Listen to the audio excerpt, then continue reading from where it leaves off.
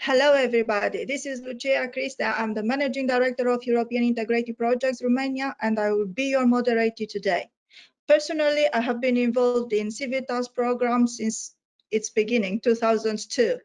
This was a really very interesting journey for me personally, and today it's all about the journey of 3 CIVITAS demonstrations projects: PORTIS, Destinations, and ECCENTRIC. Thank you very much for joining us in such big numbers. I'm looking now at the numbers of attendees, and my colleagues announced me that we have almost 200 people online. And these are not only from Europe, they are from all over the world. You know, we have people from North America, from Asia, and from Africa. It's impressive for this conference, don't you think? You may want to know that this conference is arranged and technically supported from different countries. I'm personally now in Italy, but my colleagues are helping me from Romania, from France, from Belgium, from Sweden, and from Greece. So this is a true European event. But let's not go into many details and start the event today. And can I ask for the next slide, please? Yes, and my colleagues started with a bit of housekeeping. Let's try to do. We all are used now to work online, but each conference, each let's say digital platform has some rules. Now you will communicate with us. You are muted at this moment, but you'll communicate with us through the panel of questions. You will find them on the right hand side. If you want to hide the control panel, just press the arrow pointed towards the right on the screen. And my kind request to you, put questions, as many as you want, and reflect the project that you want to have the questions answered. Put destination, eccentric, or PORTIS, or if you want to do any other type of questions, put into any other part or any other panelist, please put all. I will try to take some questions, and the rule is, if we do not take the questions today, we will contact you later with the answers. Now, Luisa, next one, please. Thank you very much. And allow me, because I have an impressive panel today and I have to learn about all of them. You know, some of them are my personal friends, but I have to give you very key information about them. Now, we have an excellent panel today, and I have to start by thanking Mr. Herald Ruijters, the director from DG Move. He is the director for investment, innovative and sustainable transport. He was previously involved in DG promoting the implementation of 20 projects in cooperation with European coordinators. We will also have, allow me to put the technology down, okay. We will have also Mrs. Octavia Stepan of INEA. She is the program manager for all 3 CIVITAS projects, and she is project officer, and you know, for many funded innovative sustainable mobility projects. She has a very good experience as urban planner, and she worked with many European countries until now. Now, going to the project, we have Mrs. Marijke de Rook. Yeah, Marijke works for the Antwerp Department of Urban Development, and she is responsible for stakeholder and citizens engagement. Her team support project leaders responsible for public space, transport and mobility, spatial planning, building permits, and many other domains. She is the coordinator of the Smart Waste to Antwerp, and many of her teams have been supported CIVITAS PORTIS. May I dare to say she's the heart and soul of Antwerp team. They are in, and they are doing fantastic job. Destinations is represented by Mr. Claudio Montero. He is responsible for research and planning department in a public transport operator in Funchal, the island of Madeira. Claudio has many coordination roles since 2003, coordination roles in EC funded projects. Claudio is an Italian national, and prior to make the life change move to Madeira, he had many different roles in private and public sector in Italy. He worked in research in transport. Last but not least, Mr. Francisco Lopez Carmona, I hope I pronounced correctly, is the senior advisor for the Directorate General for Sustainability and Environmental Control for the City Council of Madrid. He is the coordinator of ECCENTRIC, and he is also coordinator, sorry, for any other projects funded by European Commission, very key projects, you know. And yeah, these are a fantastic panelists. And before we go further, yeah, the next slide, please. Yeah, we are talking about CIVITAS today, yeah, and CIVITAS is all about people, you know. The European Commission was fantastic in 2000 when they started to put together this program. It is all about cities, and I remember Marcel Romet and Maria Alfayet when they started to let's say brainstorm some ideas how to find some funds for cities to take further the let's say their sustainable mobility plans. And what is very interesting in CIVITAS is the way the teams are formed.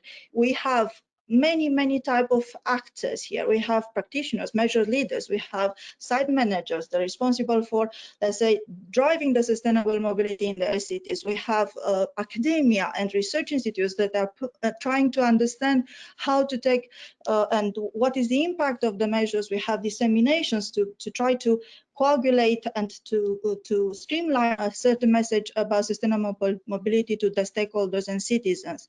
But what is important from my point of view is the politicians' involvement in this program.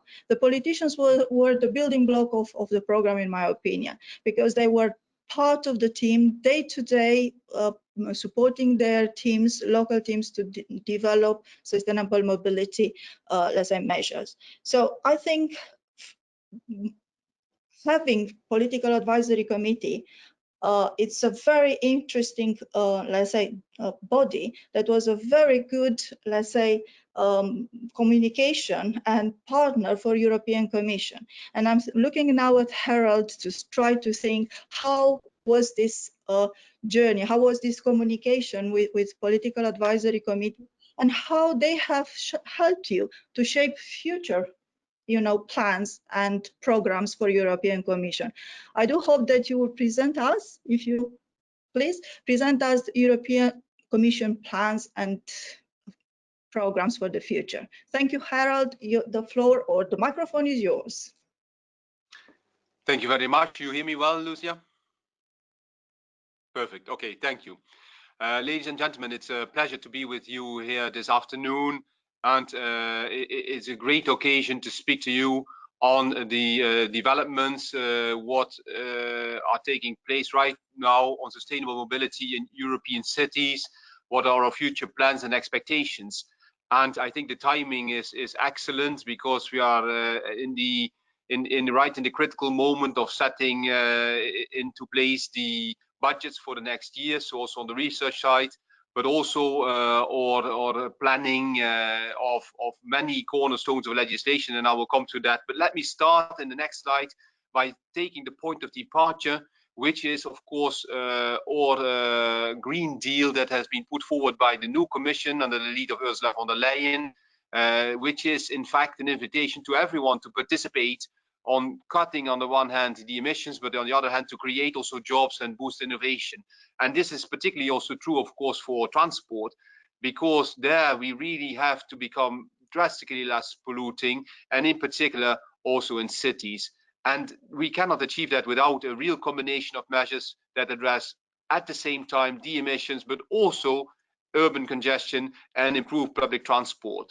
So the roadmap that is given by the European Green Deal is really key. It's at the heart of this new Commission, and it is what we are going to work on for these 5 years.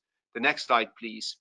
And we are going to do that, of course, not departing from nothing. I think, Lucia, you have pointed out rightly so the work that was put into motion by Marcel and by Maria 20 years ago, and that we have now a very rich, I would say, founding ground with these guides that have been put in place and renewed in 2019, which were delivered at the conference in Graz, end of 19, and which of course are our backbone of the work that is lying ahead of us.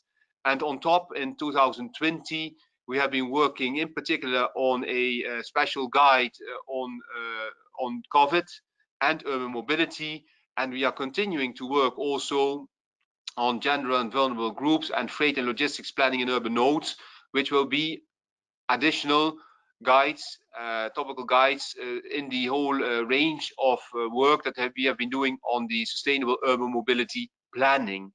And it's crucial. It is a living environment, very much so, Lucia. It's a very vivid community, and we know that still more is to follow in the coming years. So from that basis, we have, of course, now the work that's lying ahead of us. First of all, we are going to work on a urban mobility package, and that is most close, I think, to the work here of the CIVITAS community. And what I need to highlight, as you know, the urban mobility package dates back 2013, and we are evaluating it currently, which should be available end of this year. Upon that evaluation, we will base our new urban mobility package for 2021, and we expect it could be there in the late summer of 21, possibly September, informed also by the results of a further study that we are doing, a fact-finding study with over 120 cities that are participating to look at the status and future needs regarding zero-emission urban mobility. Now, that is, of course, a very good basis for this work, for the new urban mobility package, because we know that everything we have done in the past is having very, very good results, but we still need quite a lot of progress. We still have a lot of congestion and poor air quality. We still have too high CO2 emissions and road accidents. And so these four basic points really need to be addressed, and we have new challenges to consider with the connectivity between the urban nodes and also the peri-urban and rural areas, with the accelerating of the climate and environmental crises, which we see very well over the last even weeks and months, still this week with the enormous floodings in Italy and France. The new mobility services enabled by digitalization, in particular the developments that we have seen with the mobility as a service, MaaS, and of course also the impact of COVID and the changes that it brought already in mobility, work and consumption patterns. These are essential, of course, new challenges that we cannot take out from the work that we are doing under the evaluation of the urban mobility package and the formulation of a new package for 2021. But this has to be seen in a broader framework in which we have, of course, a framework of legislation and policy elements with, first of all, the new sustainable and smart transport strategy to come. And that will, of course, be our point of departure from the Green Deal to the strategy to the urban mobility package. And that strategy we expect to be with us in December 2020. And the strategy will point at the fact that we will need to make each of the transport modes smart, green and resilient, and that we cannot leave out, or that we cannot base ourselves only on modal shift, and that we cannot leave out also the urban nodes and the urban dimension from this. So that will be a very strong, I would say, strategy focusing on what to do for the next 10 years. The new urban mobility initiative fits within that. And it's going to be, of course, not a fully new strategy and a new initiative. We have to base ourselves, as I indicated in the previous slides, upon what has been worked in the past, the sustainable urban mobility plans, with a clear framework there. And we also want, of course, to extend that to mobility management, and that will be linked with the 10T urban nodes, with the involvement of member states, which was a clear criticism also in the Court of Auditors exercise, and also a current approach to urban mobility data. And we have also had very, very recently extensive work ongoing, and is still continuing, on SUMI, on the Sustainable Urban Mobility Indicators, which is absolutely necessary. And we hope that we can have a benchmarking tool being finalized in order to address also those indicators. Linked to it are the investments, which are on top of this slide. And we are looking very much at the new kid on the block, the Recovery and Resilience Facility, where there are a lot of billions of euros for green and digital. But we need to combine them, of course, with the other budgets available. And I think for urban, and that's also the link, of course, through the urban mobility package and the TEN-T, also on the Connecting Europe facility, the Invest EU, and of course research, there where the CIVITAS has its origin and where we need to continue. And by those two slides I want to conclude. So the next slide, please. Of course, CIVITAS comes out of the research and innovation area.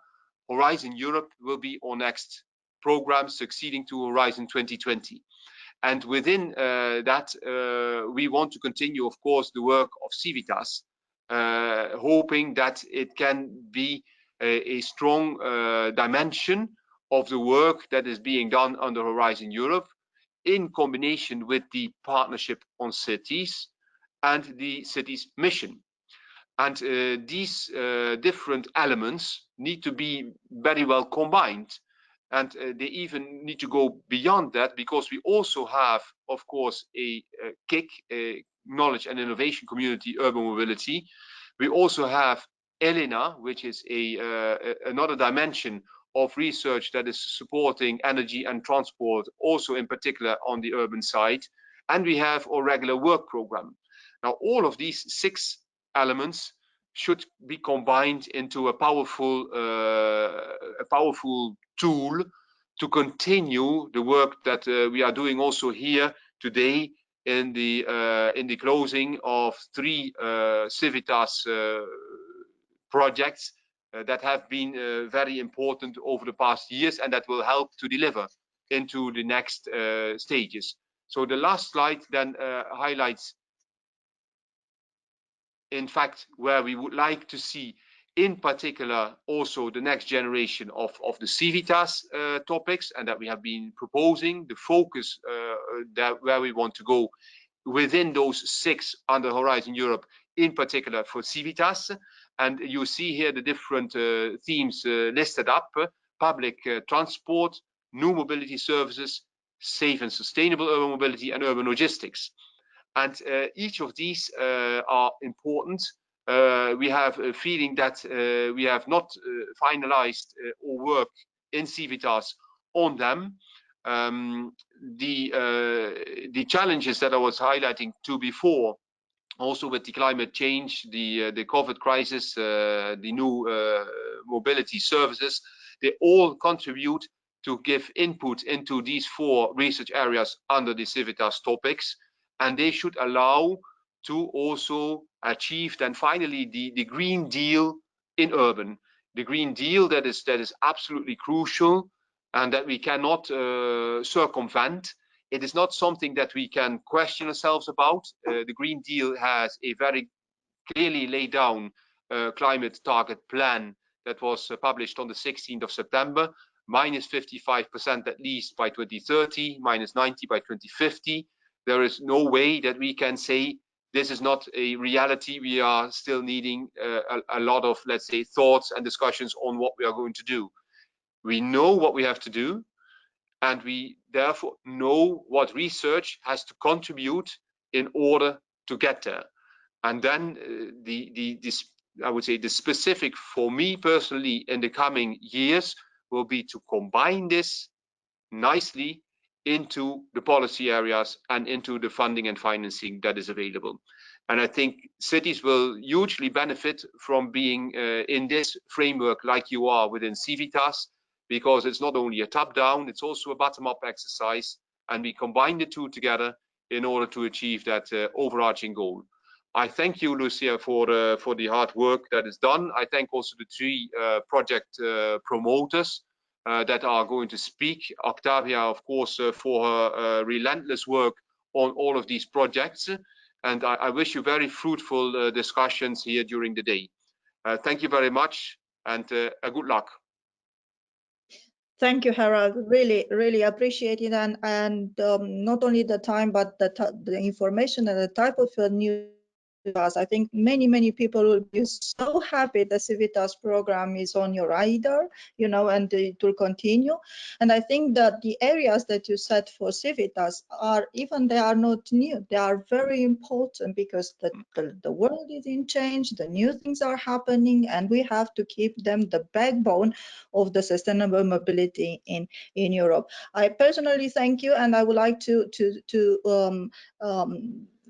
extend my thanks to all your colleagues in DigiMove for what they have done. I'm particularly satisfied to see that you treat different areas, and in particular the peri-urban areas and rural mobility, as quite top on your agenda. And I think it's impressive the work we have to do together from now on, yeah, to keep the sustainable mobility in our cities. Once again, thank you very much. And if we have any questions towards you addressed, we will contact you later on. Yeah, thank you very much for your time. Thank you. Thank you. Thank you, Herald. Okay, so these were very encouraging news that we heard from the Commission. I think many people in the audience will be very happy that there are lots of funds and lots of let's say programs structured for sustainable mobility in Europe. And I think this is very good news even for the INEA, because INEA is the core part of you know, of how to manage the sustainable mobility. And this is why we invited today Octavia. Octavia represents INEA, and Octavia not only that represents INEA, is our, let's say, active, let's say, partner in CIVITAS. She was with us since day one, and she is the program manager for CIVITAS for all three projects. Octavia, the microphone is yours to tell us, what do you think about CIVITAS? What did you want to achieve in CIVITAS from us? So hello, good morning, everybody. First of all, I just want to check whether you can hear me and see me, and you can see my slides as well. Okay. Perfect. So then, yes, I'm looking forward for this event. It is a pleasure to be here and to be invited to participate. Thank you for this very kind invitation. I will try in my presentation to, as Lucia said, to set a little bit the scene, to see how the key aspects of the CIVITAS initiative have been taken on board or have been integrated in the three CIVITAS demonstration projects, Destination, ECCENTRIC, and PORTIS. But first, just a short presentation of what my agency is doing, and especially in urban mobility. So you can see on the right side of this slide that we are currently running a number of projects in urban mobility in different programs.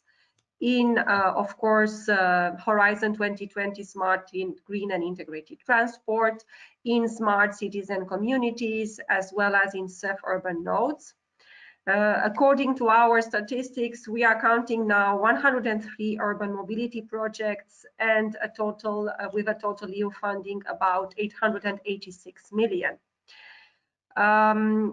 Of course, the agency, as you heard maybe when you participated at the Urban Mobility Days, will develop. And besides the programs that you have here on these slides that we are now managing, Horizon, parts of Horizon 2020 and CEF, both transport and energy, we will also continue to, we have just started this year with the Innovation Fund.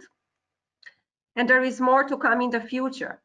And this is what you can see on this slide. Unfortunately, things have turned a little bit upside down, but the text doesn't fit very well the frameworks, but I hope you can still read it. So the agency will continue to manage Horizon Europe, and Herald has just spoke about this part of Horizon Europe that involves transport, energy, and climate. And then in this part, we have, of course, we'll continue to look into the transport part, the energy part, where also smart cities and CIVITAS are included.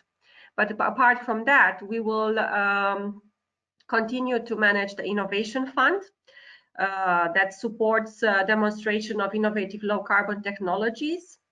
And to all of this, we will add a LIFE program that will, supports mitigation and adaptation to climate change.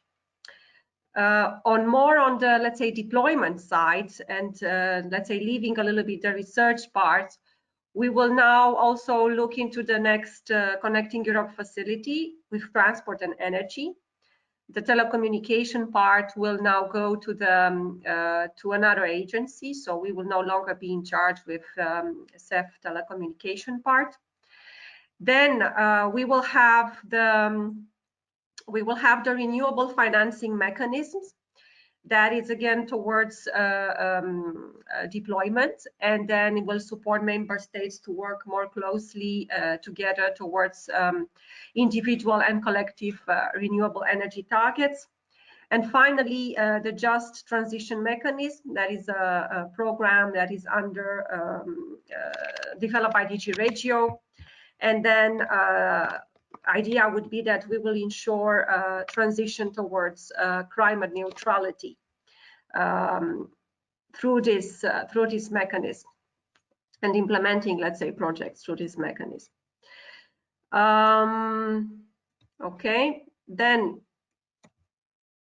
now moving to our session and trying to understand these aspects of CIVITAS and how, let's say, why is CIVITAS here, and how the 3 projects have succeeded or not, maybe, in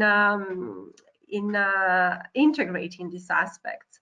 First of all, I would like to say that, as you are aware, the whole idea of CIVITAS was practically to support the cities, the local communities, in exploring how the new technologies, the innovative services could be better integrated in order to deliver a better, a more efficient and a clean transport.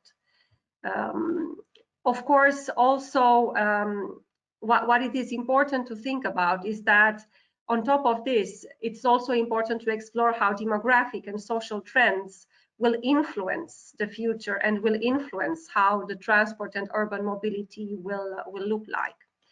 So this idea, of course, how to better put, let's say, for the service and at the service of urban mobility, all these new technologies, all these trends, and how we can better make use of them in order to have a better and a cleaner transport system, was done initially. There was this idea to have the CIVITAS initiative. You all know that initially CIVITAS had or was, when it started in 2002. Sorry, one second, because I seem to have a small technical problem. I'm sorry for that. But yeah, so initially the CIVITAS initiative was not in fact a research initiative, was directly managed by DG Move, and there were mainly only demonstration projects. Then later we added to that research and innovation actions, research projects. This started with Horizon Europe. And for the moment, indeed, we have the Living Lab projects, destinations, PORTIS, ECCENTRIC. But we also have, in parallel with these projects, research and innovation actions that look at a certain aspect, like congestion, or transport planning and modeling, or active modes, etc. In this slide, I would like to show you how practically the CIVITAS initiative has supported a clean and a better transport in cities, and also has supported the policy objectives. So the CIVITAS initiatives in the projects, through the projects, has developed solutions and measures in more or less all these fields that you have here. Maybe there are some that I'm missing. These are the 7-10 category and thematic areas that CIVITAS is working in and that is looking at. So you can see how the projects, through the measures and these 10 thematic areas, have contributed to the achievement of the policy objective and targets. First of all, the transport white paper, where we have, let's say, clear targets for urban logistics and to the reduction of the conventionally fueled cars in the urban area.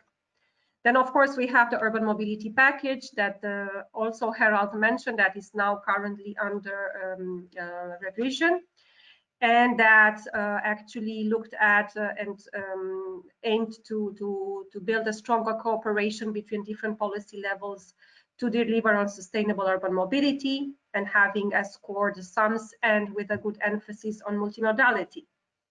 There are other, of course, policy objectives as well.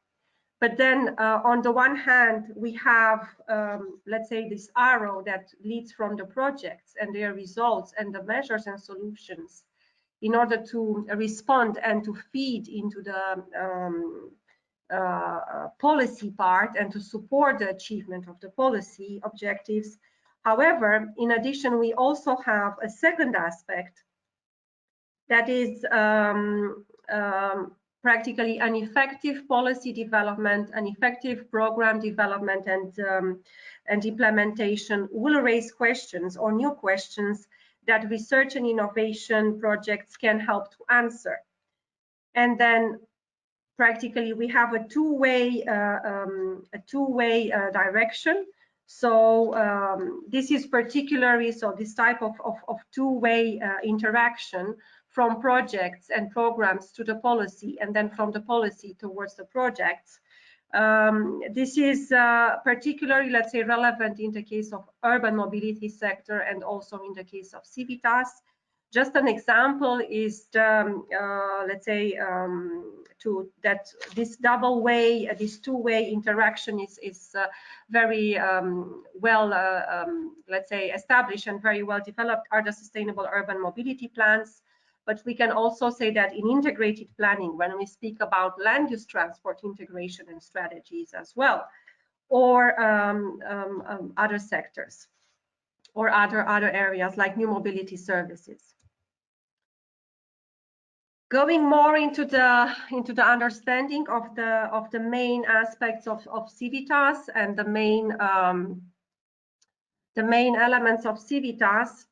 I would like to stress, let's say, 4 key elements that I hope we will later have the opportunity to focus on, and the speakers and the 3 project coordinators will touch upon in their presentations and discussions this afternoon. So first of all, I think one of the most important aspects and one of the most important features of CIVITAS is the integration. Integration in the sense of not only focusing on integration of the measures and solutions and acceptance practically at the local level, but I'm speaking here about the complementarity between the measures and how these measures reinforce each other. This was in fact one of the sentences that can be found in the topic description where the projects have applied and where the 3 projects have received funding. So it is important to stress that not only with one measure, for instance, development of public transport service or having public clean fleets or purchasing electric buses will help to deliver and will help the cities to achieve the results and to achieve a better sustainable transport. It is by complementing and reinforcing these measures with measures in active mobility, in urban logistics as well, with shared services as well, car sharing, carpooling.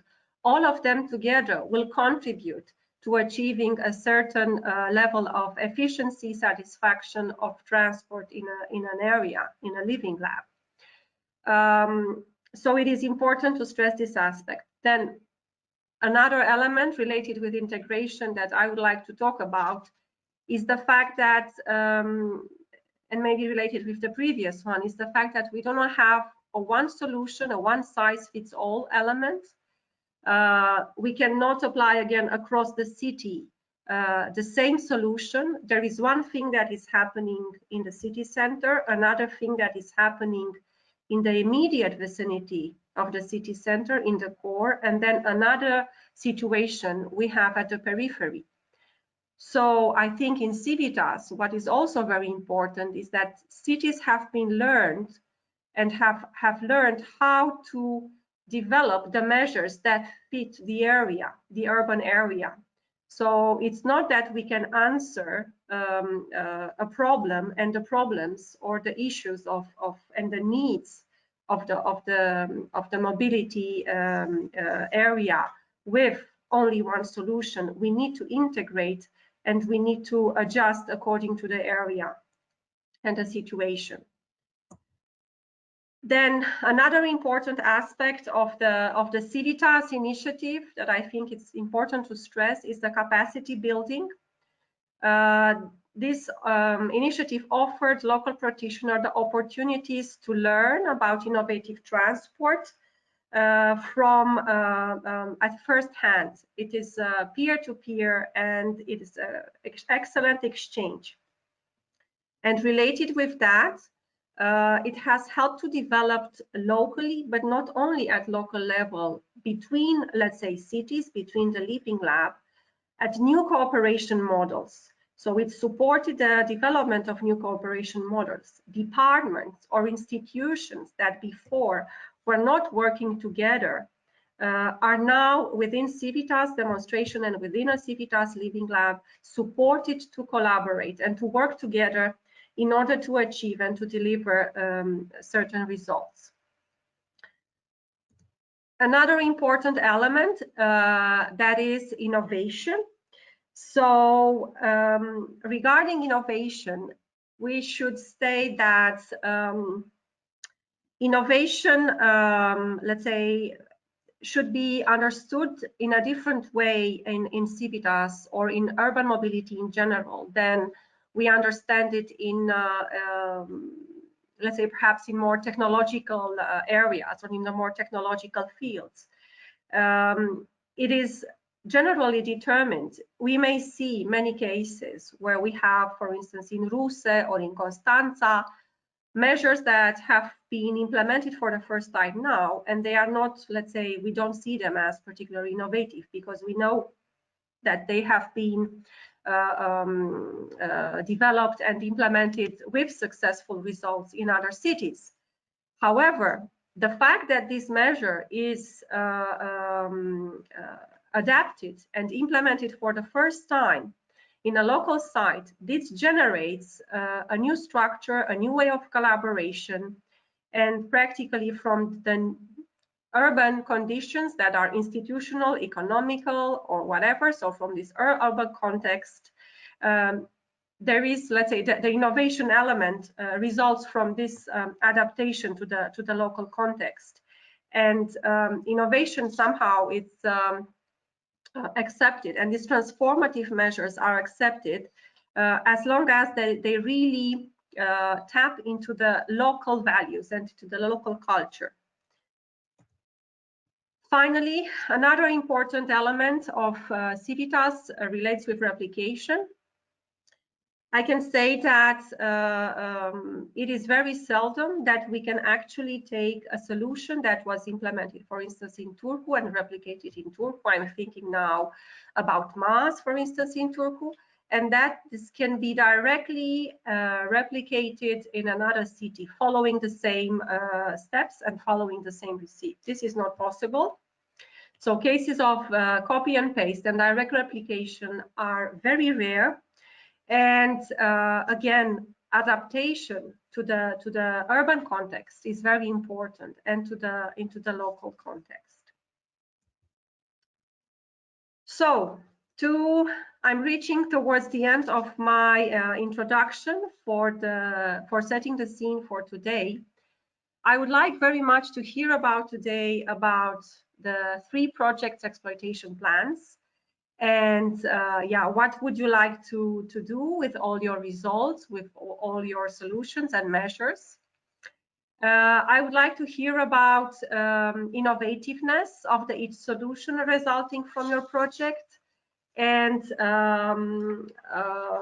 yes, how this can be further replicated, scaled up, or roll out beyond your Living Lab, before the Living Labs, and also beyond the end of the project. And of course, it would be interesting not to know only your success stories, but also the barriers, obstacles, and challenges that you have encountered when you move towards this replication or scale up, and of the solutions and measures that you piloted or tested. And then why not, it would be interesting to hear what are your views about the necessary conditions or the prerequisites that should be in place in order to have a successful replication, and in order for other cities to be successful when replicating your measures and solutions. So this is all from my side. Thank you very much. If you want to know more about the future and about the possibilities to further replicate and to further deploy the solutions, please follow INEA and try to consider the next programs that we will manage as a potential way and a potential solution to further replicate your solutions and to deploy them. Thank you. Thank you, Octavia. It was very interesting, your presentation, and I personally like very much how you managed to know all those little areas and how they are integrated. There's like little pieces of puzzles, and it's not 100 pieces, it's 1,000 pieces from my point of view. So you still know where are those pieces. Well done for you and for all your colleagues in INEA for this, and good luck with the reorganization and this very let's say is very interesting and is very difficult for you, but it's a nice challenge to take on board. Congratulations, and thank you very much for the questions you put, at the end. In fact, these are the areas that we want to touch upon today, and I will invite, if you allow me, the other colleagues, Mareike, Claudio, and Fernando to join us, and I would like to start a discussion between us. You said the scene nicely. Herald says something. Hello, Mareike. Hello, Claudio. Hello, Francisco. Hello. Thank you very much. Thank you so much. So it was very interesting because Octavia put some nice questions there, and I think one of the issues, and usually when we have this type of, let's say the meetings like this, and at the end of the program, we start, what was the process? How did you start? What was the steps to achieve what you achieved? I will turn a bit to the situation, and we'll start with what she said. What are your plans? Is this the end, or is only the beginning? Please, just in any order, please try to give me your points of view. What is it? What are your legacy plans? Okay, shall I start? Make a sign like this. Yeah. Yes, please, Mareike. Yes. Yeah. Shall I start for Portis? I think the main legacy here is that we've had quite a number of partnerships set up during these past 4 years.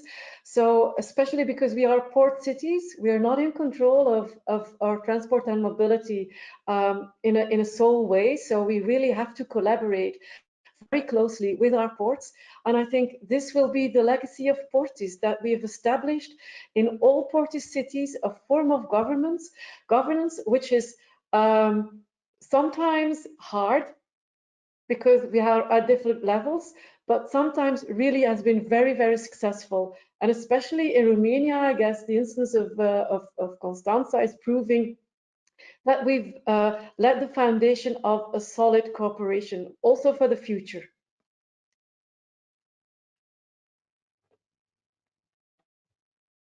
Yes, as regards ECCENTRIC, we have had a degree of, let's say, institutionalization of the results of the project, so that it has pervaded the business as usual of the partner cities by changing regulations, by including some of the results on the sustainable urban mobility plans, and by building partnerships not only with the academia and companies and other partners, but also with local stakeholders in the neighborhood, so that we believe these are the foundations for the future deployment and extension of the results of the project.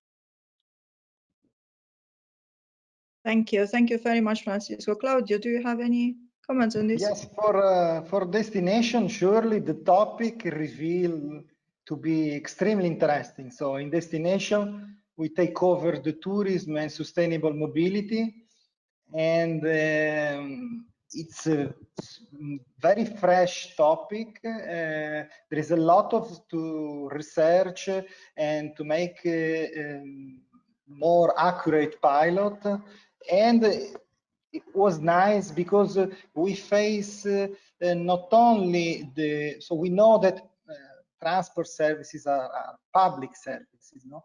But in this project we face also private field. So tourism is revenue oriented. So and we join in our project private and public. So these are, I believe, there are enormous legacies for next project. Yeah. Thank you so much. If you are asked to give in 1 minute, you know, a statement about what was the major highlight of the project from your point of view, can you do it? 1 minute.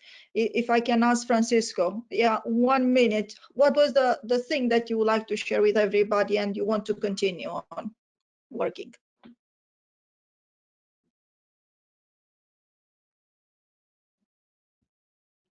I can't hear you. Can you hear me? No. Then yes. As regards ECCENTRIC, I'd say the major highlight is that the sea is very huge. We have all kinds of work lines towards sustainable mobility. So we develop a set of successful experience, other not so successful, and the lessons that we get from these are going to be very helpful for all the partners, and we expect that from other cities in the future. Mm-hmm. Claudio, what about you from destination's point of view? Yeah, what do you think it was the highlight? I would like to focus on two aspects. One is human resources and the other is financing. So for the human resources, I believe we end a 4-year project with better civil servants, better citizens, better tourists. So the project explains us how to work in a step-by-step approach. So I believe that teach a lot. And for investment, because our project around 20 million euro at the total. And in total, our project attract almost 19 million of external investments, private and public. So I believe we have here two big capitals, human resources that improve a lot, and financing that are attracted on this asset. So for me, well, speaking to Octavia, to INEA, and to DigiMove, we have to keep this scheme alive and continue. Great, thank you so much. And before I would kindly ask you to do your presentation, Marijke, what is the highlight from PORTIS perspective? Well, actually, I'm glad I can add a third one, because I can really agree with what Francisco and Claudio have already said. And I think the third one is, on top of the fact that we were able to accompany a number of investments, that we were able to attract a lot of very competent and capable people, we were also allowed to experiment and to learn and to fail. And I think that's a very important takeaway, because this is something that is not, we wouldn't have been able to learn and experiment. And it was not always the recipe that we had from the textbook that worked. Often that failed. And then that challenged us to come up with better solutions. And this will be also in my presentation. So you'll see where we failed, but then what kind of ideas this sparked, because often it's because of failure that you, when you keep your eye on the challenge, that you're compelled to think better, to think further, and you come up with solutions that are often simple, easy, but nobody has thought of them before. Yes, I totally agree with you, and with what you said. I think we saw in all rounds of CIVITAS how the investment of European Commission in certain cities open up the doors for other type of investments, you know, either local or national or even European, you know, further European investments, you know, from other type of funds. And I really like that you mentioned these failures, because I've been personally involved in a project a few rounds ago, and one measure was considered failure, but in fact it was a success, you know, because it allowed, you know, from Civitas perspective, it was a failure because it didn't meet the objectives of that measure, but it rolled out a higher level, you know, program at local level, and in my opinion it was success. I think this is a very important aspect that you mentioned. Can I invite you, Marijke, to present PORTIS for the audience, and to the audience, to the general public, to the general audience, I invite you to put questions. We have excellent speakers, and they are full of knowledge from all the CIVITAS projects that they are presenting. Please put any questions if you want to interact with them. Marijke, I'll leave you the microphone, and please.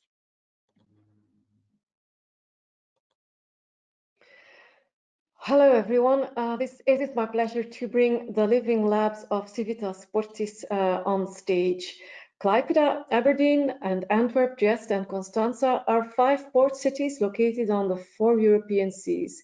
We've gathered 33 partners to implement and test 49 innovative measures to improve the livability in our cities and the growth of our ports. These 5 port cities are interesting living labs because they are all urban nodes on the TEN-T network, and all ports are key in our European supply chain. As a consequence, 3 of our 5 ports are run by national governments. So setting up a fruitful dialogue between the national and the local level was an important first step towards more sustainable urban mobility plans. All port cities focus strongly on behavioral change. So, for instance, Klaipėda started by involving its residents in the preparation of its SUMP. And Aberdeen and Antwerp engaged employers to make their workers commute more sustainably. Trieste and Constanța launched PORTIS Days and gave the streets to pedestrians and cyclists during the European Urban Mobility Week, and saw that the paradigm is beginning to shift carefully from cars to more active travel. All our awareness-raising campaigns start with a thorough analysis of the main barriers and drivers of our travelers. If road safety is an issue, address this before you start your campaign, and you'll see more people jump on their bikes to ride to the port. Now, cycling is also a comfortable way to explore your city. So the city of Trieste launched a shared e-bike system for both its residents and its visitors. And why E? Well, if you've been to Trieste, you'll know that it's a city filled with slopes. And this brings us seamlessly to a number of smaller and larger improvements of the transport system, focusing both on active and collective or public travel. Klaipėda, for instance, invested in a safe bike storage to encourage more people to cycle. And why not invest in park and bike facilities so that commuters can leave the city by tram and step on a bike to ride to the port? Or was it the other way around? This brings us to a number of measures that focus on improving public transport. In Klaipėda, buses were equipped with smart tools which make the commute easier and which yield very interesting data and customer insights. In Constanța, the gate to the port was changed to make room for public transport, even though national law in Romania forbids public buses to enter. An interesting challenge for the Constanța Mobility Forum. In Trieste, buses were introduced in the old port, a new requalified part of the city, which has a lot to offer for both residents and visitors. And more up north, in Aberdeen, the city redesigned one of its main arteries to make room for both active travelers and public transport, creating a very welcoming city center. And now we're talking about buses and transport. Why not introduce buses for cyclists in the port who need to cross the river and the docks and who are not allowed in the TEN-T tunnels? And while we're at it, why wouldn't we think of creating a water bus to connect the dots between the city and the ports? It's obvious. Innovations are often variations and combinations of old themes. A new theme on the horizon is traffic data, which form the basis of several applications that are meant to encourage walking, exploring, and combining several modes. MaaS was established as a strong concept, and micromobility or shared mobility is on the rise. So applications are adapted and expanded to make travelers familiar with this new way of life. And also on the rise is electromobility. More and more e-chargers are provided, and not only for cars. Our ports too are planning e-chargers for ships as well. Ships and freight, they are what ports are all about. When freight leaves the port over the road, you may want to prioritize these trucks at your crossroads and reduce CO2 emissions.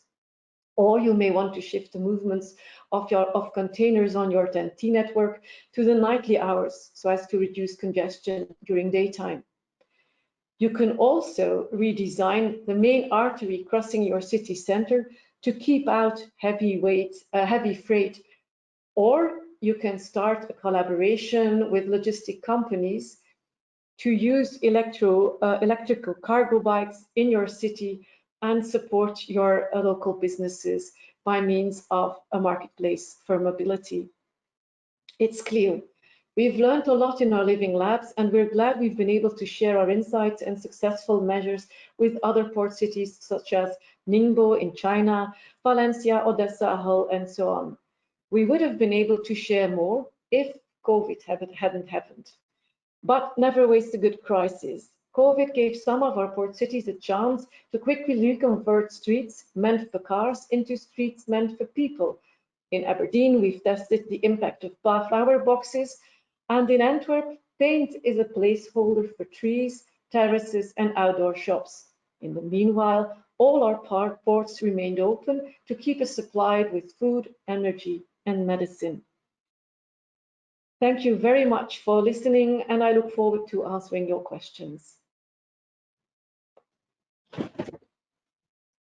Thank you very much, Marika. It was very interesting. Even I was part of the PORTIS project. It was so interesting to see your presentation.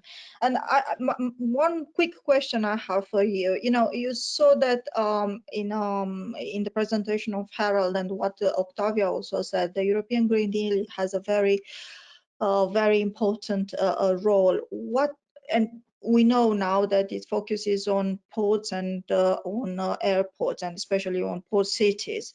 How important do you think it was PORTIS for taking on this type of aspect? I think it's very, very important, because we've learned that there is more going on in the interaction between ports and cities than only transport and mobility. There are quite a number of other connections we can also make, because ports are also places where you have a lot of industry and activity, which means that there is a lot of energy being used, but also energy produced. So there's another link that you can make between ports and cities.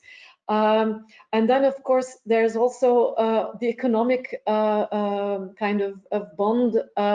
So you, as a port, needs a lot of laborers. You attract quite a number of people, and these people need housing. So again, here is an energy aspect that is involved. But in the meantime, yeah, ports also need a lot of space. So there's another impact also on nature and on green. So there are quite a number of areas where ports and cities interact. And I think where there was already a good governance model in place, it was obvious that mobility and transport was one of the first topics to put on the agenda. We've seen this is also one of the items that is opening the discussion, for instance, in Klaipeda and also in Constanza, and also in Aberdeen. But now you see more topics entering the agenda. So it's land use, it's also about spatial planning, and it's also about energy. So there is more and more that comes into the picture.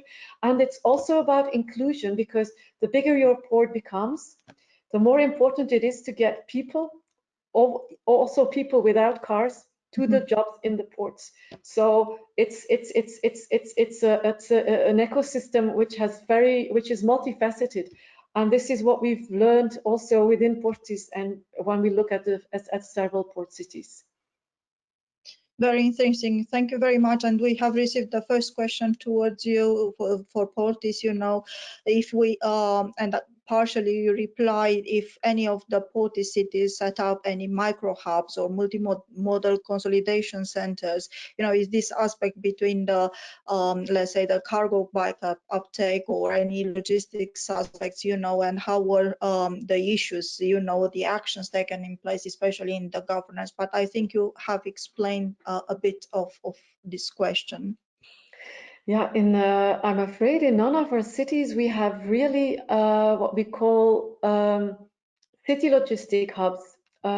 We have a few on the private, deployed by private companies, but we don't have any governmental city logistic hubs. And when you look at the ports, yeah, they're a big hub, multimodal hub in themselves. So especially when you look at, for instance, the port of Trieste, there you have a big multimodal hub where goods from ships are loaded onto trains.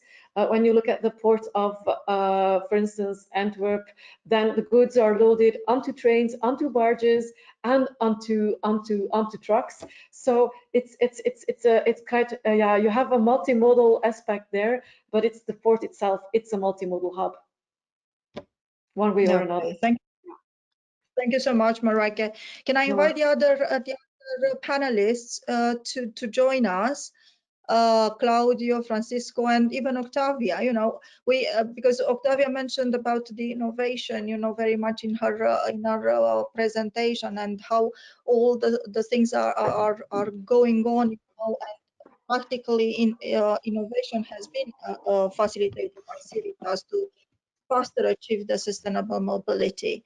And it's a question actually for all of you. How do you turn? How did help? How CIVITAS helped you to turn innovation into solutions? You know, because this is what we want. You know, innovation it's one side of the equation. We want solutions, and in fact, European Commission in the end wants to see facts and evidence that you have done this innovation in place. And maybe you have to take on board a bit of what is actually the innovation from the perspective of your own project. So I will start with Claudio this time. Please, Claudio. Yeah, it's not simple to reply in very synthetic way. So, but first of all, I think we needed to refocus a bit on the issue of incentives and regulation. No, we discovered in destination that incentives, the right incentives, are good for customers, tourists, but also for private companies, for hotels and transport providers. So incentives, but at the same time, we need brave regulations. So what we miss sometimes at local level, a homogeneous regulation framework that can protect cities, protect the historical city centers. Yeah, maybe incentive regulation. And also there is another topic which is relevant, is the technological platform. No, we all use apps, and we see social media that has so great power. No, the power of social media. So I think that also in this case, I think regulation or a different organization of the market can make us work in a at a different level. So we are very small with very tailor-made solution, and there is no broad idea. So it's like Goliath struggling David, no? So we are smaller, David smaller with giants. So maybe a different approach to regulation at higher level is more than welcome. Yes, thank you, Claudio. Interesting point. Marike, I wants to make a point, but I'll go to Francisco first, if you do not mind, and then I'm waiting to hear you. Francisco, what do you think? Okay, I think that the lessons that we've learned on this is that there should be a real arena of public policy with real interest behind that. You can only get stakeholders to participate in innovation if they have some problems they want to address, if they have some, in the case of companies, some business opportunities they want to pursue, and so on.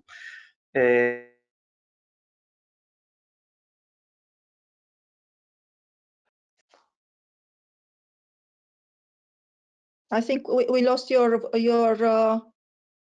sound. I thought it was only me, but I think we lost your sound. 1 minute. We'll go to Marike, solve your issues, technical issues, and we'll come back to you, Francisco. Marike. Yeah, I'd like to kind of reinforce. Yes, Francisco's back. Okay, sorry. So short network interruption, I think. So I'd say that, having said that, the innovation is very related with the word integration. We have to integrate solutions. Sometimes you see pictures in these presentations and see solutions that are deployed in other cities, in other environments, but the fact that you deploy them after stakeholder related dialogue, a careful analysis of the area in which you're deploying, etc., is key for successful innovation. So I'll say that. Great, thank you so much. Very, very important point, about how you have to bring everybody at the table, to deploy, let's say, solutions. Indeed, Marike. Yeah, I fully agree with Francisco, but I'd like to elaborate on something that Claudio said, because I touched upon it in my presentation, but when you look at new technology, and especially when you look at the apps that we've all been trying to build to support our travelers, whether they are private travelers or personal travelers, or whether we're looking at logistics, they too may need this kind of support, online support. There it's really crucial, because transport and mobility doesn't stop at the borders of our cities, nor at the borders of our countries.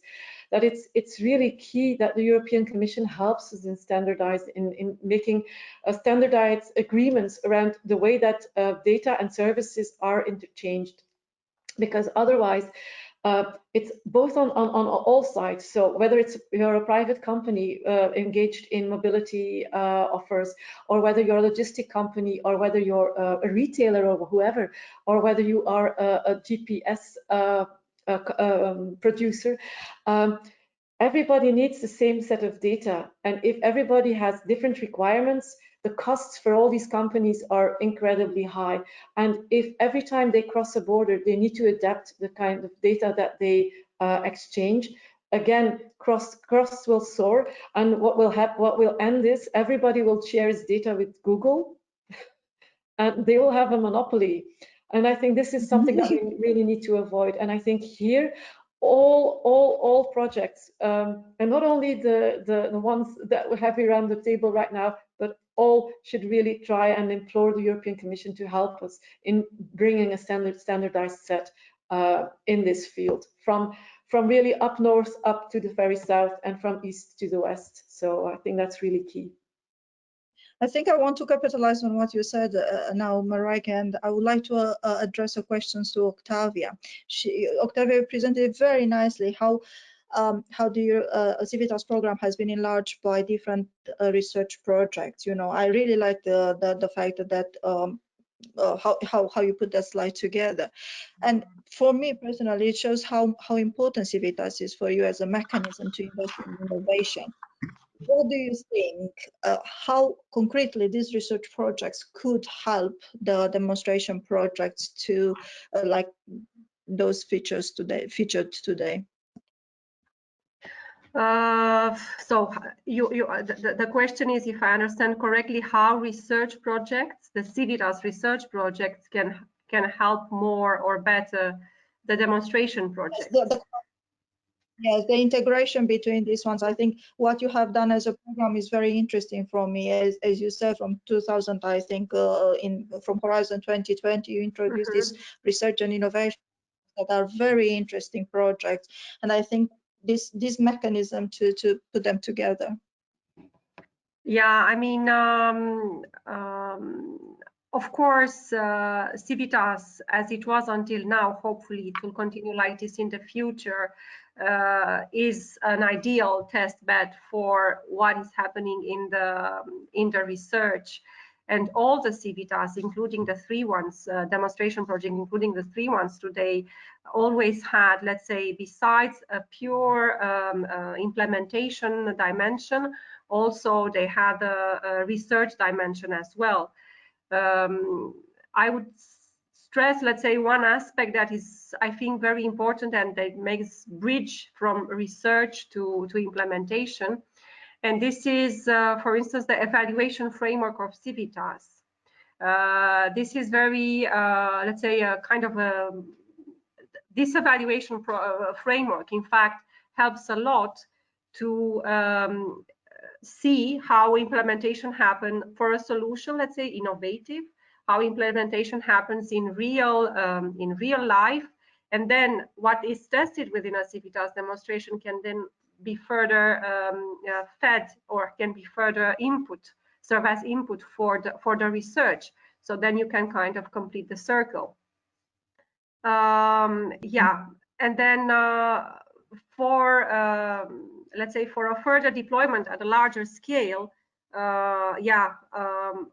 because this was commented by many of you, including from Claudio and from Marijke, and also from I think that of course the European Commission plays an important role with regards to regulation and all the other parts. I think this is more the job of my colleagues in the parent DGs to focus on and to look at.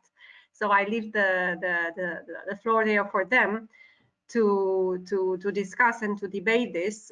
Or, in fact, what I want to say is that I think you know, the CIVITAS is a first step, gives the support. It's the first kick, but then I think it's also somehow the responsibility of the local, regional, and national level as well to step in and to kind of facilitate this, because it's not that it's only the Commission that can support in that.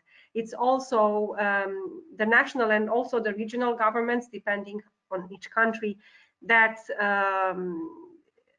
actually will, if they, let's say, engage and they believe in it, in the end, they will further support a mass and a large deployment. Yes, I think this gives me exactly the link to the next question. In fact, Octavia, you know, the puzzles are coming together now thanks to you.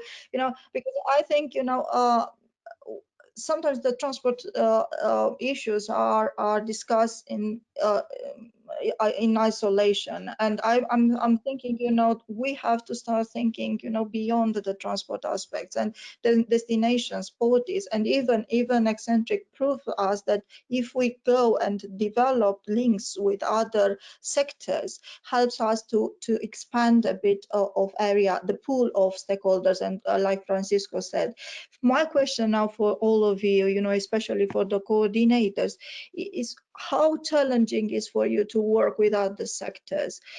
We all know the policies are not aligned. You know, we work in bubbles. You work in bubbles. You know, you have each of you have a budget. You know, a vision, a different vision, different strategies. How big is the effort for you to start integrating? Because you have been revolutionary, in my opinion. You know, this is the first round of CIVITAS where all three projects, you know, all the projects have had a very strong message, a strong line. So what is your opinion? How hard was for you to enlarge this pool of stakeholders that are not traditional for mobility or for transport? So yes, Francisco, please. It was on one side, it was quite easy because we are dealing with problems that they have, interests that they have, as I said before. So it's easy to involve people who are aligned, at least in the definition of the problems that need to be solved. On the other part, is quite difficult in terms that local authorities work with very limited resources, particularly public space. When we talk about public space, there's big discussions on this. So it's a mixed experience, I'd say. Great, thank you. Marijke, please. And Claudio, for your presentation. Well, I agree with Francisco. The reason why you can easily engage people is that mobility and transport is something that everybody is affected by every day. Unless you're stuck at home due to COVID. But then again, it's that you're also affected by mobility and transport. So it's a very personal thing. And so it's also a very emotional topic. So it's very easy to mobilize people, to get them active and to participate. But it also means, because quite a number of people have really a very close relationship with their car, it kind of defines them. So it's in setting the paradigm right. It's often very difficult because it becomes very personal. So this is it's a reason why it's very easy to engage people. But on the other hand, the fact that we see right now very clear what the impact is of the climate crisis that we're in, there are also quite a number of people passionate about this and willing to do something about it. And this also has been triggering quite a number of actors and groups and organizations to join us. If you would have told me about 4 years ago or 5 years ago that we would liaise with the biggest civil movements in Antwerp, for instance, I wouldn't have believed it. But somehow we found a common goal, and I think this is happening in all the cities. It's about the livability of the city, and it's about finding the right balance. And livability of the city has got to do with, of course, air quality and noise levels, but also with the way that we'll be able to mitigate the effects of climate change and try to reduce the effects of climate change. So it's all coming together. So I think it's a sociological trend that is also helping us in setting up these close collaborations. Great, thank you very much, Claudio. I think you were the ones that created the links with. Yeah, I start agreeing with Francisco that stakeholder involvement is extremely time-consuming. So our public administration, believe me, our public administration are not ready, are not focused on this, can have engineers, architects, but there is very few people that has the skills and capability to make good stakeholder involvement. And I only close regarding the involvement of stakeholder with a small provocation, because in our project, for example, it's not so there are many actors that don't want to cooperate. No? For example, make an example of rental car companies. So since the beginning of the project, we fight to involve them. But it's very difficult in this case, because to have cooperation, you have to have win-win solutions. No? But it's very difficult when the other side has a divergent objective than yours. And in this case, regulation is essential. The rental car is completely free market. And how we can fight with this? And this is only a question, a rhetorical question. this is the challenge. I think you took it, and I think there was so many other issues that you start putting together in destinations, putting the sectors together, and you'll have some nice example. I do hope that you present this one in your very quick Pechakucha style presentation. You know, keep us active, and the audience, please put some questions. You know, if you have for us here. Thank you, Claudio. The floor is yours, or the microphone is yours. Thank you very much.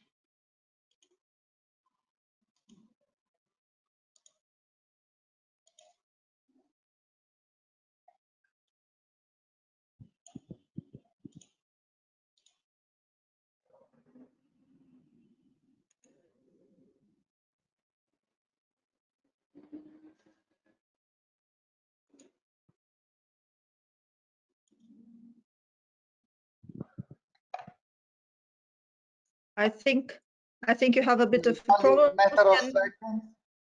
Yeah, can Luisa run the show for you? No, it's only 2 seconds. I need only 2 seconds. Okay, because while the you PC is slowing down. yes, And is, while you solve your issues, I can kindly ask the audience to start putting some questions for audience. I saw some questions already coming. As I mentioned, you know, make a clear reference to whom you want to address the questions, to what project you want to address the questions, or if you would like to address the questions for everybody else. You know, I think that the issues that have been discussed until now, they are very important. The aspects that everybody put on slides and into the discussion, brought into the discussion, are extremely important. And my you know, my kind request for you is to start the let's say discussion from your side too. Claudio, how are we doing with that technology? Yeah, it's only 1 second. Is the presentation is super heavy? Thank you for the patience. Okay, thank you, Claudio. Good luck. Thank you.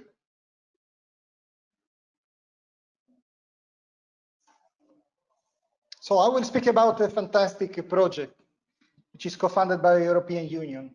It's a CIVITAS destination. It's focused on the urban mobility and tourism in small and medium cities. This adventure started in 2016 and will end in 2021. Well, CIVITAS destination is the story of 6 islands that decided to join forces together to test and pilot sustainable mobility measures to showcase how to move tourists to sustainable options and how to create innovative solutions that can change our mobility behavior before, during, and after.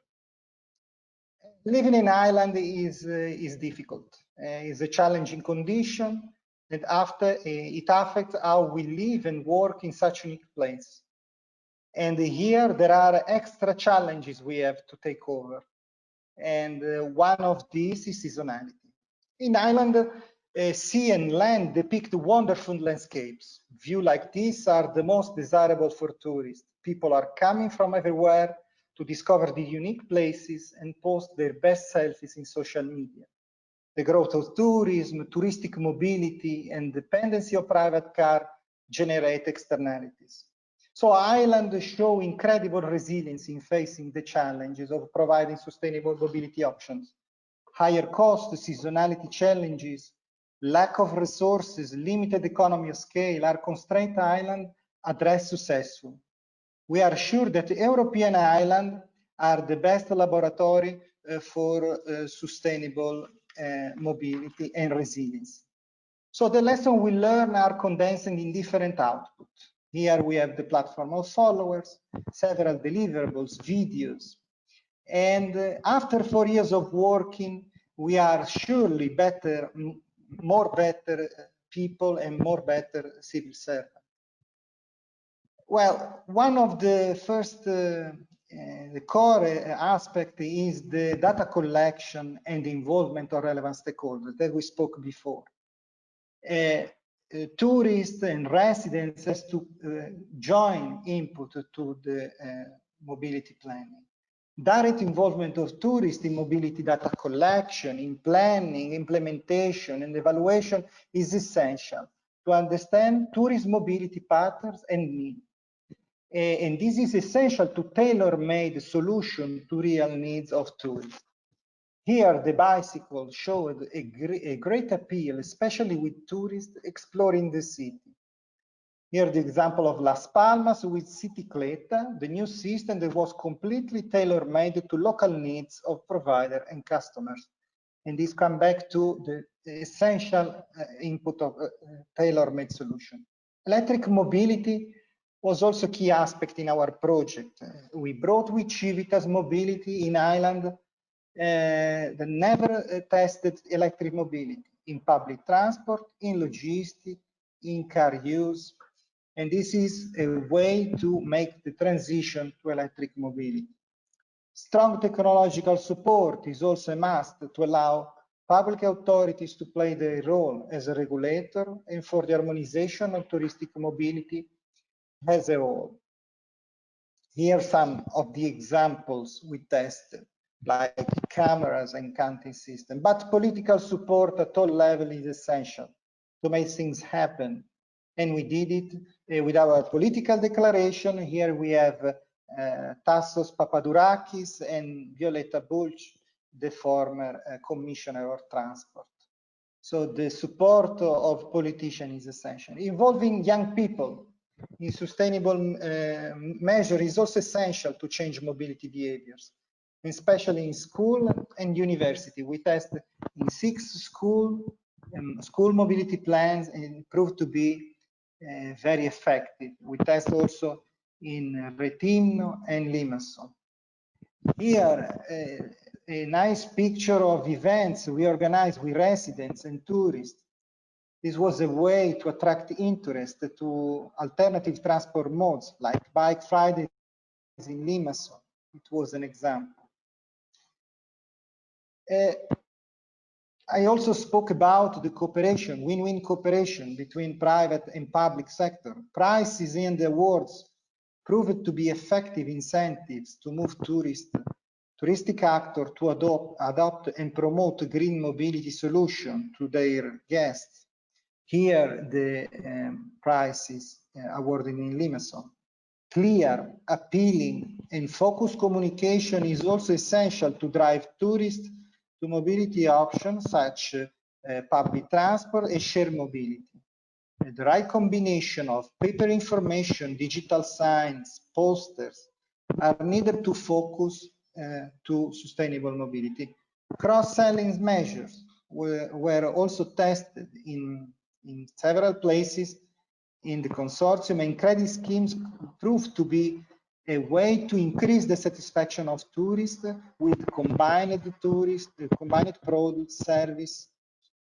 But above all, emotions in transport are important, and we must improve sustainable mobility options, adding always an emotional souvenir. Transport must provide not only merely mobility service, but a special and tailor-made experience, which is typical, creative, and unique. If travelers had a positive experience with sustainable transport, this will reinforce the propensity to use cleaner transport modes at home too. Such souvenir of the holidays will be kept, shared, and replicated with friends.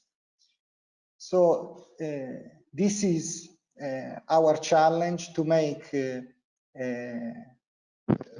travels a sustainable experience and test sustainable mobility option also a destination, a touristic destination. This was the core of our project. So, thank you very much for your attention. Here, our partners and the consortium. Thank you very much.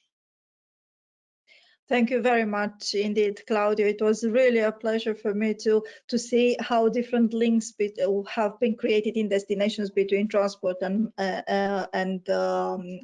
tourism, especially. And I think these destinations become let's say a big landmark for this. And I think many other let's say cities interested in linking the tourism and transport will learn a few things from destinations. How Oh, just a very quick question. We work very closely together in destinations on this aspect, but how quickly do you think, no, how much do you think that destination help to create stronger links between these? Because especially in destinations, in touristic destinations, that there is a very important, let's say, mobility aspect, related to the tourism services. How close is now this link? Well, the tourism so is something exceptional. So people want to travel and to discover, to have new and fresh sensation. So the challenge we discover is to try to join to mobility service that are intended by tourist people as one of the several services they need to provide, like accommodation, like restoration or excursion. So we are one of the value chain, one of the sequence of the value. So here our challenge, so to include in our services, which is merely a transport service, something that can be reminded, something that can change your behavioral approach, and you can change your mobility pattern. So this is the challenge.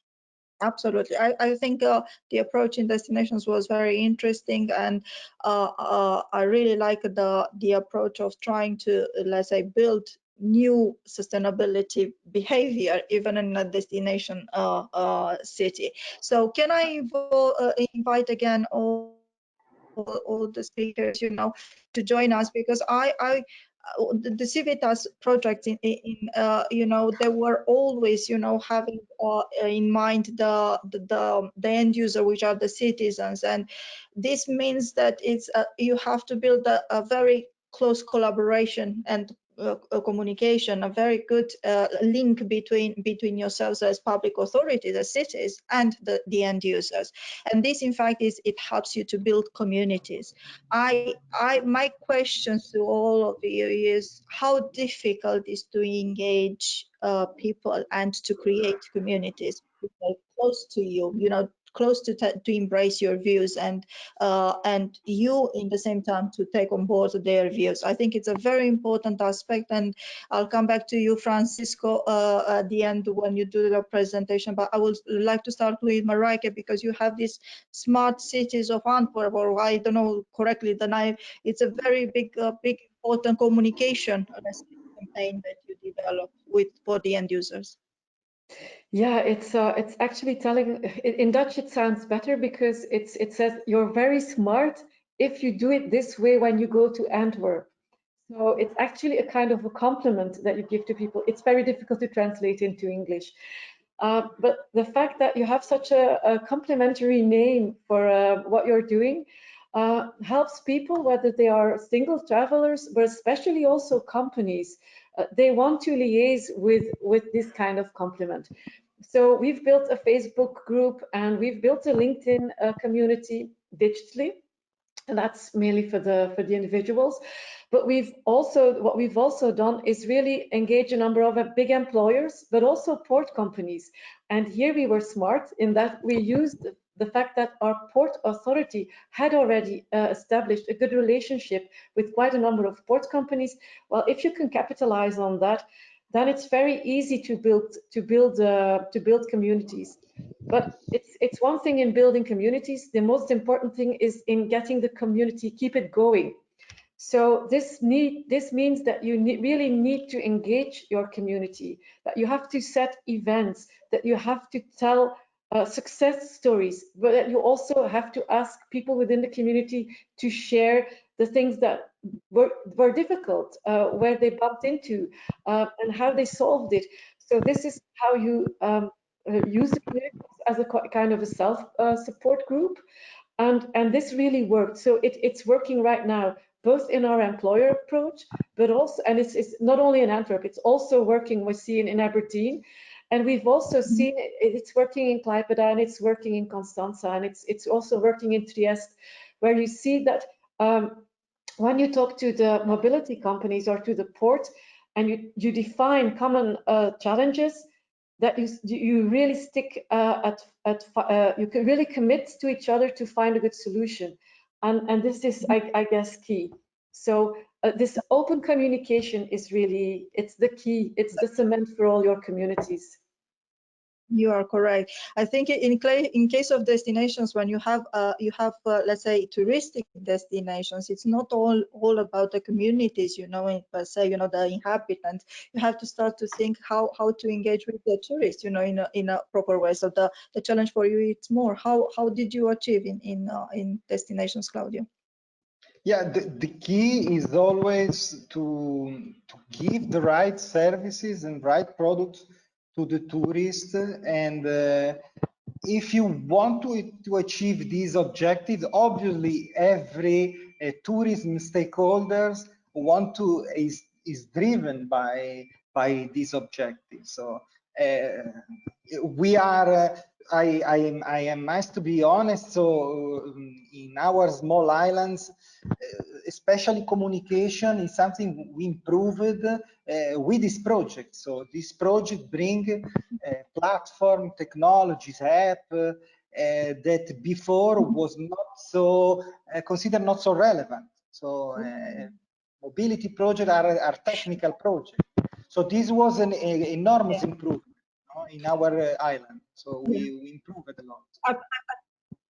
I particularly like that there were so many measures that instead of thinking only on the environment or only on tourists, they think about all. And I think this is the key message. You know, think about all, and then in this way you can build, let's say, trust and confidence with your end user. Francisco, I think you have done an amazing job in ECCENTRIC, you know, in building communities, especially in places that are not easy to reach or they are facing different problems. You know, what is your experience? What are the key issues that you want to share with us? And in this way, I invite you also to make your presentation. Okay, so let's talk a little about ECCENTRIC, which is the project we've been dealing with for, I'd say, more than 4 years now from its beginnings. And ECCENTRIC is about sustainable mobility. And sustainable mobility has many aspects. One of them we usually don't pay attention to is peripheral neighborhoods. We hear all the times about interventions about the city on city centers, but most of the population in European cities, especially youngest and less affluent, live in peripheral neighborhoods, which have specific mobility challenges. Some of them are crisscrossed by urban highways, and we find a car-centered design. Few design for pedestrians, few design for the bicycle, fewer public transport services and facilities than in central areas. So the whole context of the city should be addressed too. Other aspect that we deal with sustainable mobility is urban freight logistics. We need to realize that it is blooming. Hundreds of parcels are delivered every day to our same doors and businesses and so on. So it is necessary to think about the sustainable mobility issues on this. So we came together, 5 cities, up to 29 partners, and we've been working for this period with meetings and teleconferencing, on this, particularly in this later stage, and so on. And we use a non-standard approach, which is particularly suitable for urban peripheral areas, which is the Living Lab. So we use a real life test environment, bringing together people, neighbors, business, and the public administration. And we did a lot of things on this. For example, we worked a lot on intergenerational mobility, sustainable mobility solutions. Co-creation campaign in Ruse, campaigns in Madrid as well, intergenerational training or mobility services in Munich, etc.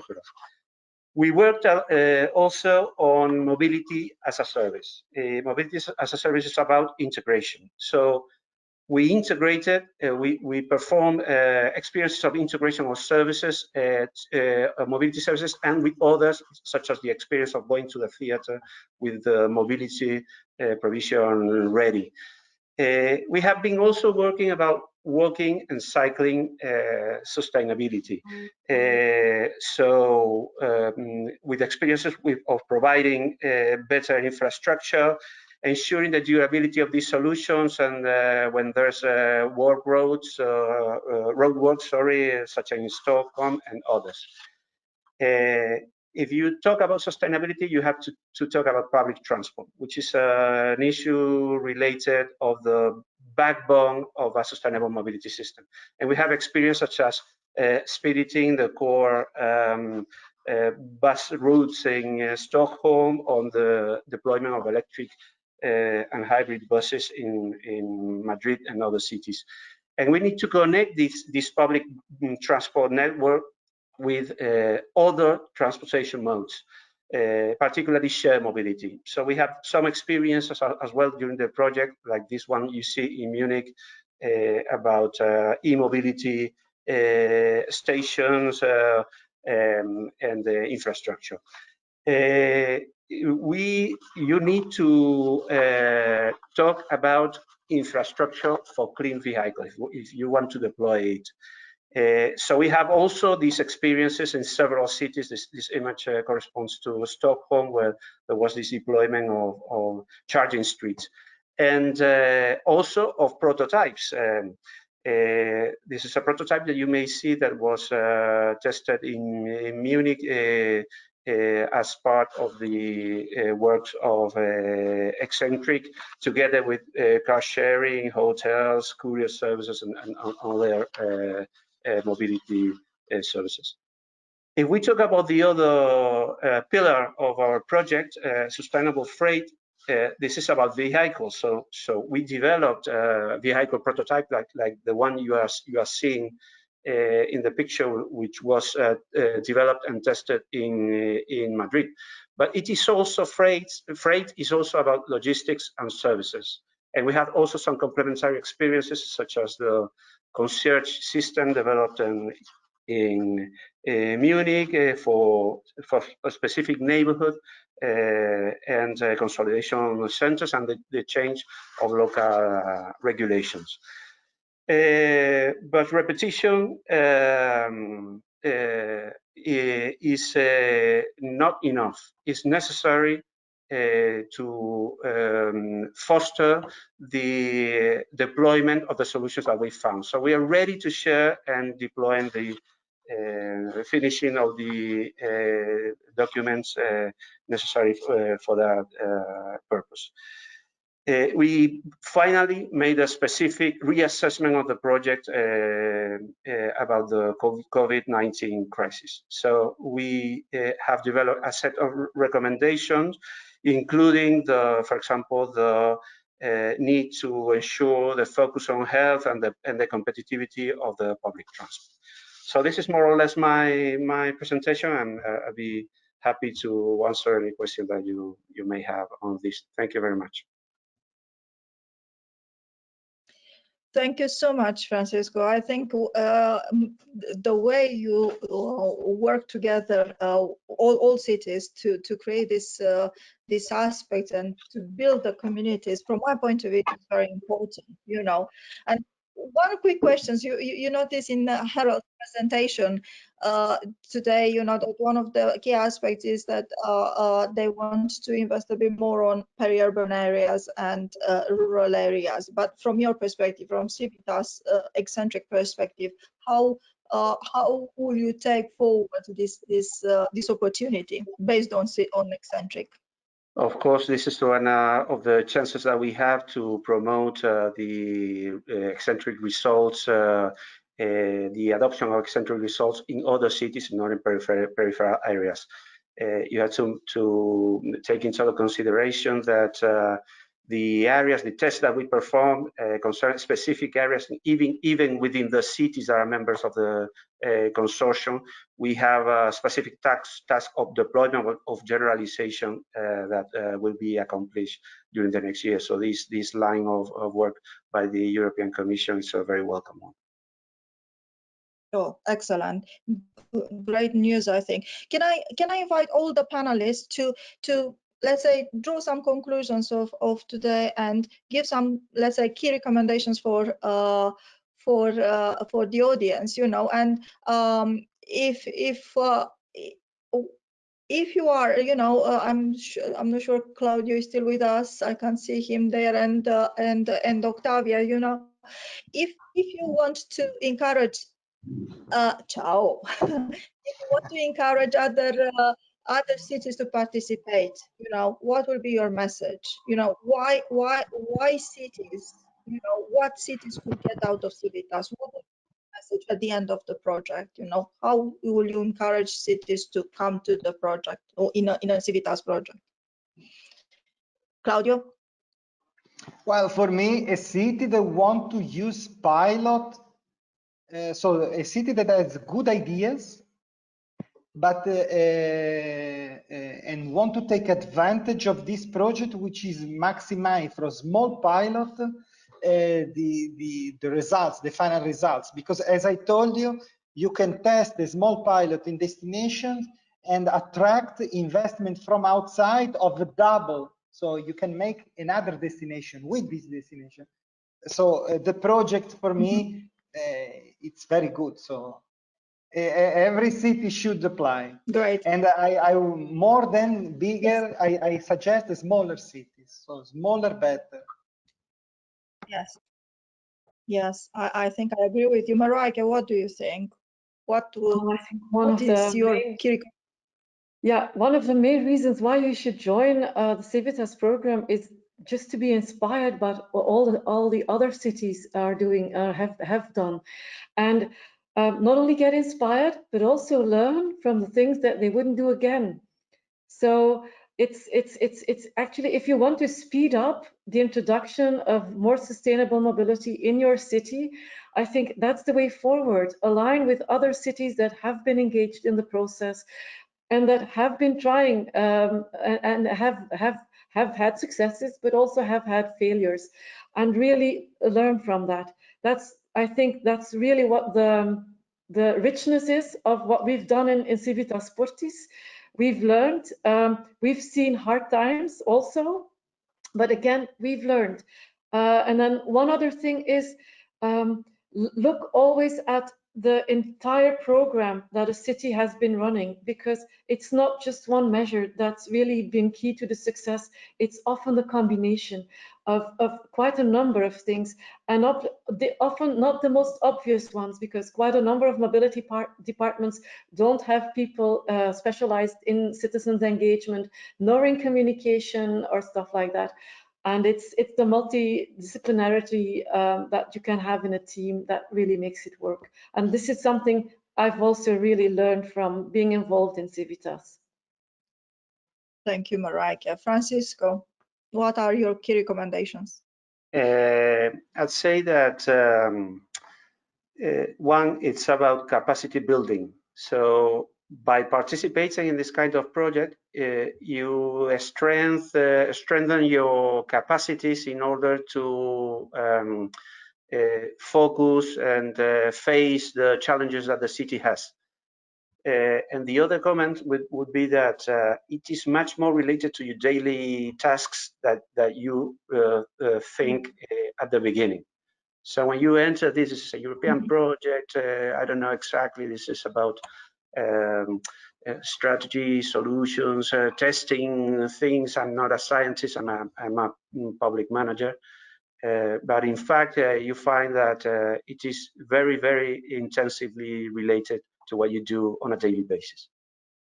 Very true, Francisco. I think Marijke wants to make another quick comment, and I think when I work with some cities, you know, they said to me, you know, the fact that we have the CIVITAS project is the reason, is the incentive for me to come to work, because it puts the things in place, you know, and allows him or her to work with the team. Please, Marijke, a quick comment. To build on what Francisco said, I think as public managers, it's also key that all of us are, whatever we do, focused on monitoring and on evaluation. And I think this was for quite a number of partners in the CIVITAS PORTIS project quite a challenge. But it's even for the let's say the front-runner cities, it still remains a challenge, because we were also a test city for SUMI. And I must say that was a lesson in humility. So there's still quite a lot of ground to be covered there. I think it's good that we are being challenged. So also from from the perspective of a public manager, I think the CIVITAS work has helped us to grow and develop. And wouldn't say become better, but we try to be better. Yeah, and let's not diminish the power of evaluation to allow you as cities to say the story and to build for new policies, new strategies and new policies. And I think this is very good. I have a quick question for Octavia, and this is from the public, Octavia. You know, it's and actually it's quite an interesting one.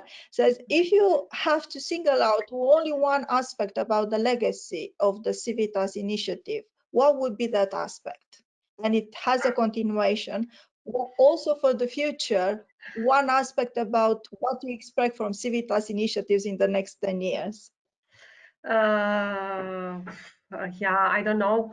I would bet on integration, to be honest.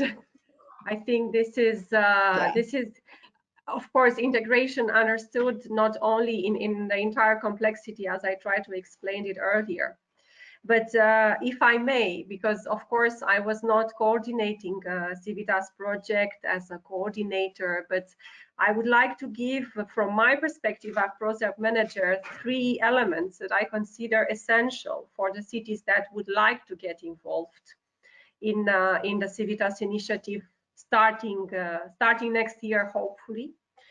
So these are first, as a city and then as a consortium, when you put it up together, I think it's important to have a very clear vision of what you want to do with your transport, with your urban transport. What is that you want to achieve? A very clear vision. Based on that vision, you would need a good plan. A good plan translated in a good project, a stable project. This is very important, because if this is not clear from the beginning, then there will be a lot of hiccups and moments of hesitation on the way of implementing the project. Then I bet a lot on the project coordinator and also on the Living Lab coordinators, on the site managers, to really be deploy oriented and to really be oriented towards delivering the results.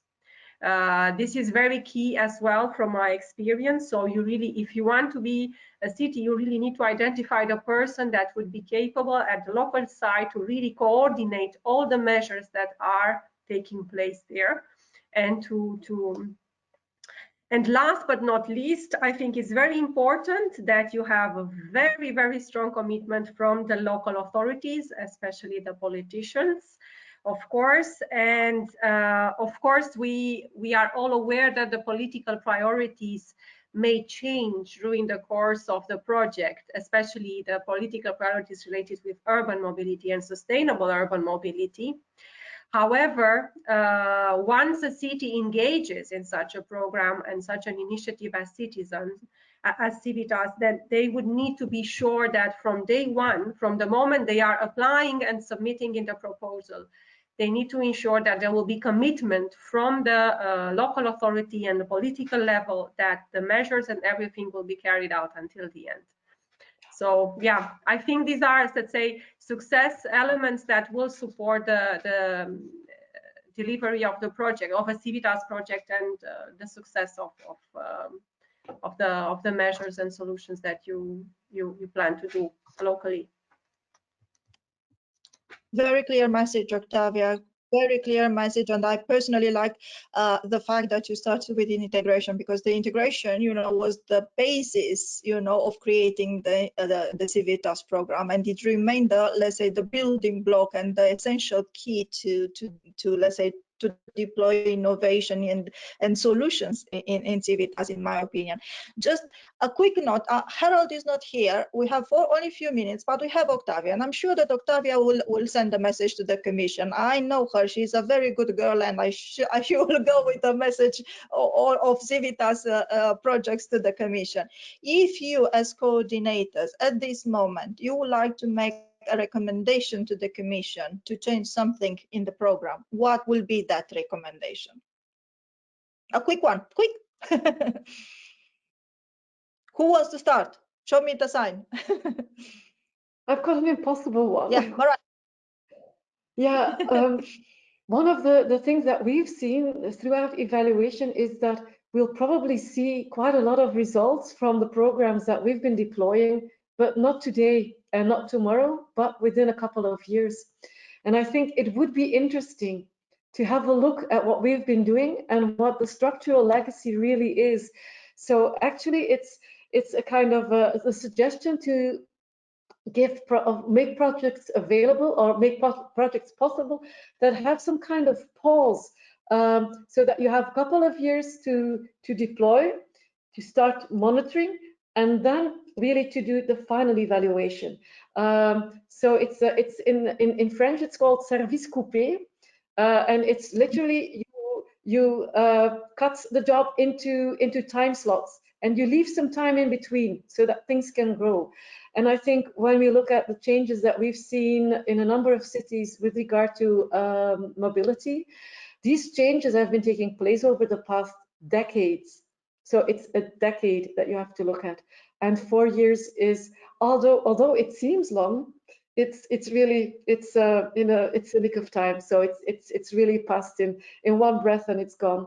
So when we're looking at change, yeah, we need more time. Thank you so much, Marijke. Francisco, Claudio wants to start? Yeah, Francisco, please. So, yes, no, I don't think I don't have anything special to add in this subject. I subscribe what Marijke has just said about the blink of an eye that 4 years are in a project of this characteristics. So I fully agree. Thank you so much. My suggestion, Lucia, could be, because I see, and to give a suggestion on what Marijke told us. Yeah. So, there is enormous, so we build in each city, in all consortium, a lot of knowledge, skill. So my suggestion is to create like a fast track in future to fund these cities that are ready to are focus on results, are skilled, and so can continue on the results achieved in such project to make investments with a long run plan. So maybe to stick to CIVITAS, maybe a funding tool that can.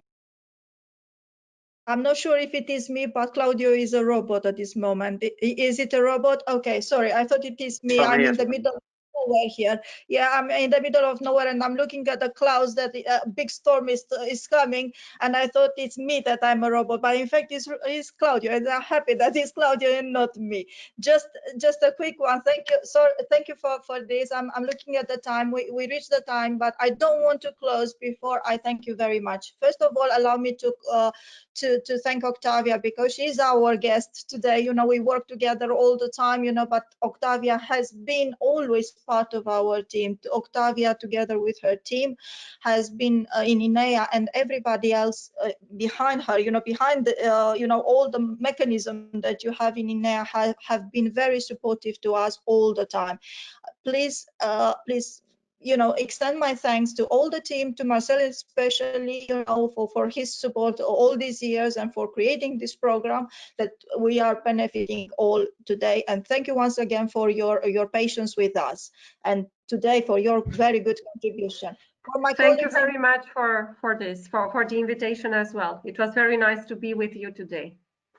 Thank you, Octavia. Thank you, and for my colleagues in coordinators, especially thank you, Francisco. With Marijke and Claudio, I work closely in Portis and destinations. But for you, Francisco, always I'm looking at ECCENTRIC, and I always find nice ideas, and you have a great team there. Please extend my big thank you to all of your team. Marijke and Claudio, we will talk, and we thank you.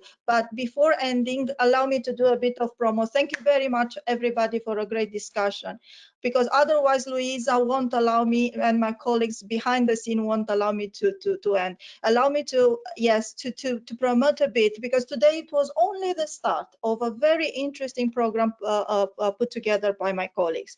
We have 3 projects, we have 3 weeks, and we have 3 thematic areas. We started today with this live discussions, live sessions, but the entire week you'll have videos, presentation, and publications. Yeah, just follow us on every channel possible, and you will find more information about us. Yeah, next one, please, Luisa. Now you will have a very surprise, that we have on 30th of October a nice session about testing innovative solutions in real life. And here it's more, let's say, concrete. You'll go directly to what were the results. I think I encourage you to go and to attend this session, because you'll find many nice informations from the cities, good results, good experiences from the cities.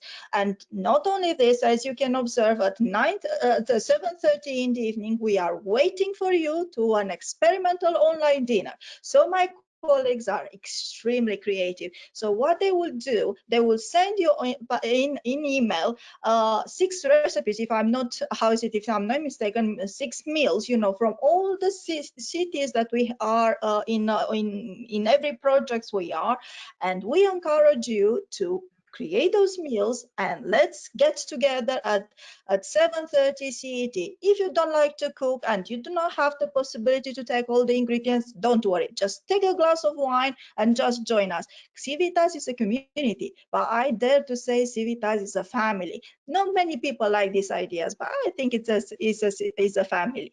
And the last sessions that we organize is on 20th of October, yeah, at 2:30, where again we find out more about cities, about solutions like this. And please register and join these sessions, because there will be very, very nice presentations. Next one, please, Luisa. Yeah, thank you very much. And on this last note, allow me, because I worked in CIVITAS from the beginning, and I know the huge amount of effort and how many people are behind the scene. We see only these 3 people here in front of us, but behind them it's a huge team. So before ending, allow me to thank you. And it is a huge privilege for me, and I'm very humbled that I'm in this position to thank to more than 200 people that have been major leaders and major, team, parts of the team that have been deployed CIVITAS in these 4 years. A big thank you for the city managers for all their active daily involvement in keeping alive the flame of interest and energy to deploy the sustainable mobility in their cities. A big thank you to all the local evaluation managers that constantly got in touch with measures leaders and site managers to create the story of their cities and to provide the building blocks for future sustainable mobility policies. Lastly, a big thank you for all the local dissemination managers that kept alive the interest and the better drum for their respective cities. In the end, a big thank you for all those that helped me behind the scene. You do not see how many people are here behind the scene, not behind me, because we are working in a virtual environment, but all the project managers that are of ECCENTRIC, of Portis and Destination, Esther, Ingrid, and Panos, and not, you know, I have to mention Luisa. She was the soul of this one. She kept pushing me on WhatsApp, on Skype, on everything, just to be sure that I have all the information for today. A big, big thank you for you. And allow me, before the dinner, you know, just to raise a glass of Prosecco for all of you. You know, just I anticipate the dinner on next time. So thank you very much. And if Luisa can go on the next slide, you know, this is not the end. Yeah, this is not even the beginning of the end. This is just perhaps the end of the beginning. Good luck in what we are doing. Thank you very much for your time. Bye bye. Have a nice afternoon. Change it.